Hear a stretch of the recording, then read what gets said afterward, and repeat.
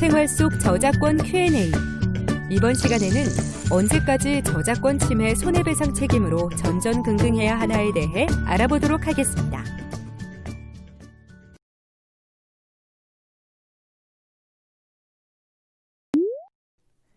지역관할 법원으로부터 한 통의 우편물을 받은 나반드 씨.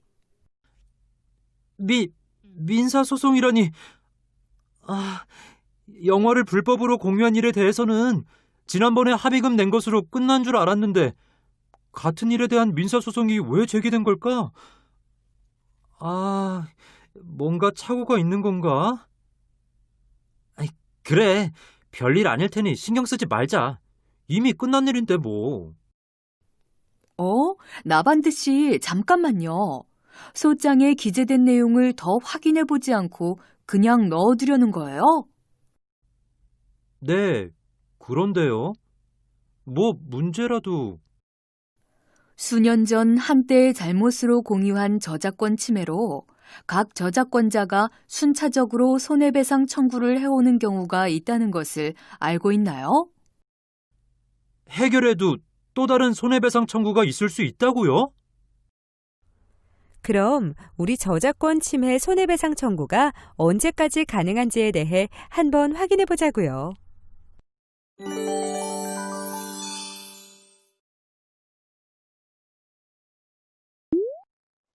오늘의 궁금증을 해결하기에 앞서 여러분은 손해배상과 소멸시효의 의미를 알아두셔야 합니다. 손해배상이란 법률이 규정한 일정한 경우에 위법한 행위에 의하여 다른 사람이 입은 손해를 메워 손해가 없는 것과 같게 하는 것이고, 소멸시효란 권리자가 권리를 행사할 수 있음에도 불구하고 권리를 행사하지 않는 사실 상태가 일정 기간 계속된 경우에 그 권리의 소멸을 인정하는 제도를 의미합니다. 오늘 우리가 함께 알아볼 내용은 저작권 침해 손해배상 청구는 언제까지 가능할까 하는 것입니다. 여러분은 어떻게 생각하시나요? 네, 저작권 침해 손해배상 청구는 침해 행위가 있었던 날로부터 10년 또는 불법 행위를 안 날로부터 3년이 경과하기 전까지는 청구할 수 있습니다. 그 이유가 참 궁금합니다. 그럼 여러분의 궁금증을 해결하러 가볼까요? 언제까지 저작권 침해 손해배상 청구가 가능한지 알아봅시다.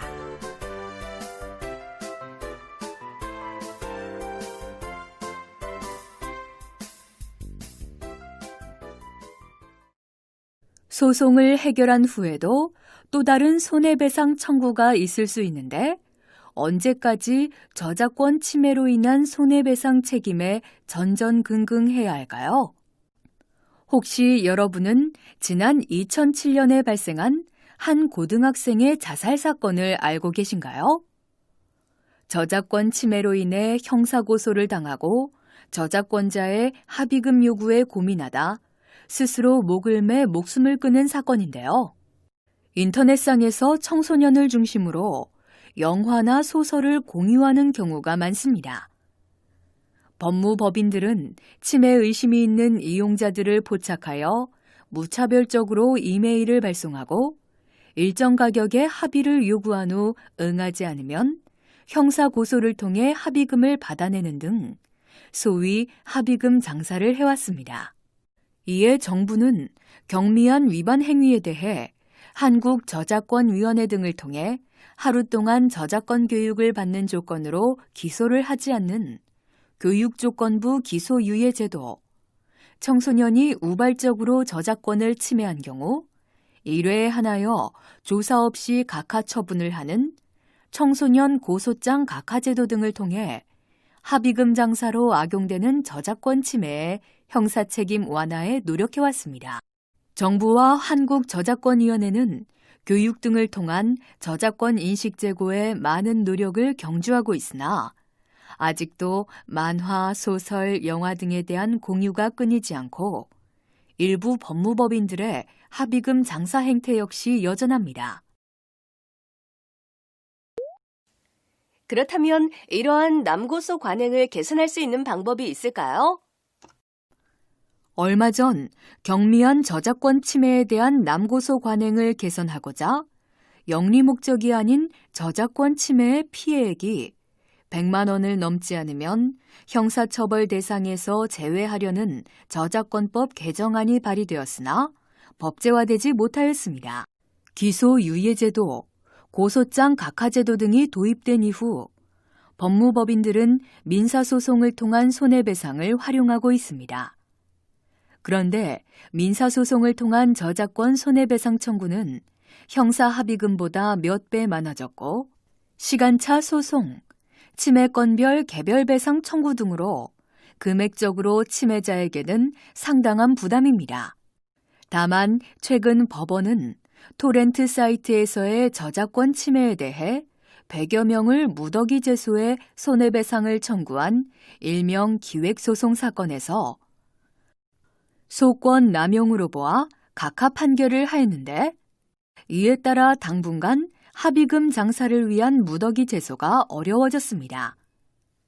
그러나 피고들의 개인정보가 특정되지 않은 채로 상호 간에 전혀 무관한 피고들에 대하여 공동소송을 제기한 것에 경종을 울린 것이어서 이러한 문제가 보완되면 합의금 장사는 여전할 것입니다. 사례와 같이 수년 전 한때의 잘못으로 공유한 저작권 침해로 각 저작권자가 순차적으로 손해배상 청구를 해오는 경우 침해자는 공황 상태에 빠질 수밖에 없는데요. 그렇다면 언제까지 노심초사해야 할까요? 민사구제는 피해자가 저작권 침해자를 상대로 법원에 소송을 제기하여 침해 예방, 침해 정지, 손해배상을 청구하는 조치입니다. 침해 예방은 아직 침해가 발생하지 않았지만 침해의 가능성이 확실한 경우에 청구할 수 있고, 침해 정지는 현재 침해가 진행되고 있는 경우에 청구할 수 있습니다.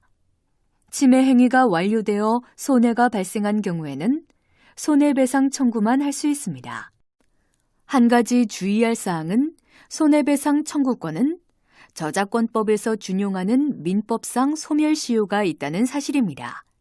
즉, 손해배상 청구권의 소멸시효라는 일정한 기간이 경과해야 손해배상 청구 가능성의 노심초사에서 벗어난다는 것입니다.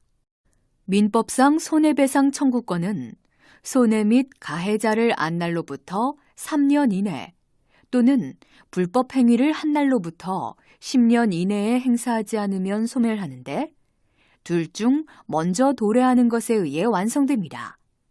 즉, 손해 및 가해자를 안 날로부터 3년이 경과하거나 그게 아니라면 침해한 날로부터 10년은 지나야 침해자는 발 뻗고 잘 수 있다는 의미입니다. 가장 길다면 10년까지는 손해배상 책임을 질 가능성이 있습니다. 여러분, 오늘의 궁금증 모두 해결하셨나요? 언제까지 저작권 침해 손해배상 책임으로 전전긍긍해야 하는 걸까요? 네, 저작권법에서 준용되는 민법상 손해배상 청구권의 소멸시효가 경과해야 합니다.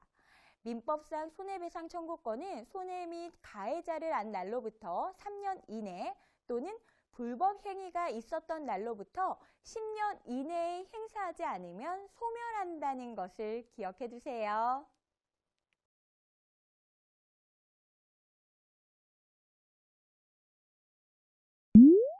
다음의 문장이 맞는지 잘 생각해보고 맞으면 O, 틀리면 X를 선택해보세요.